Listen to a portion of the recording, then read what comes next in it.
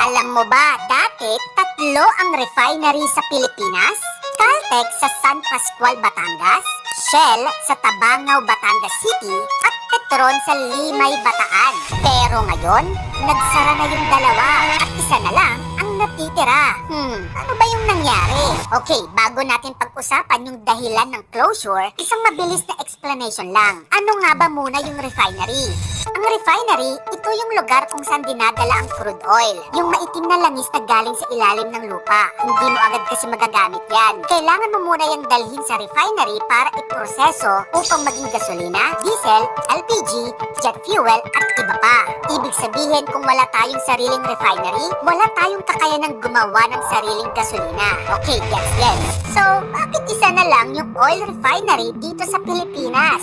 Dati kasi tatlo ito. Isa-isahin natin. Yung una, Caltex Refinery. Matatagpuan ito sa San Pascual, Batangas. Ito ang kauna-unahang oil refinery sa Pilipinas. Itinayo ito noong 1954 ng Caltex, which is pag-aari ng Chevron. Sa panahon na yan, malaking bagay ito. Kasi dito nagsimula ang local refining sa bansa. Hindi na kailangang puro import. Kaya mas naging stable ang supply ng fuel. Pero noong 2003, nagsara na ang Caltex Refinery. Bakit? Dahil mas mura nang mag-import ng finished fuel kaysa mag-refine pa sila locally. Kaya naman yung refinery nila sa San Pascual, Batangas, ginawa na lang import terminal.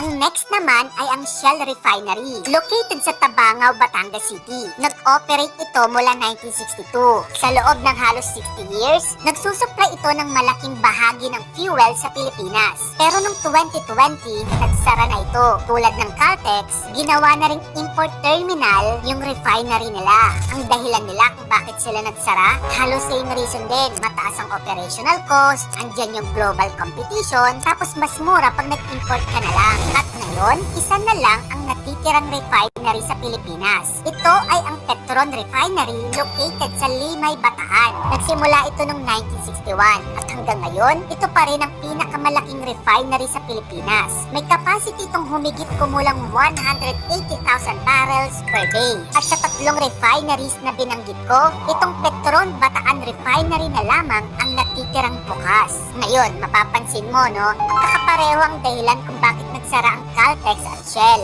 Mahal kasi ang mag-refine ng langis. Ganito kasi yan, kapag refinery ang operasyon mo, kailangan mo ng bilyong piso para sa maintenance. Kailangan mo ng mga highly skilled workers at mahal na environmental compliance.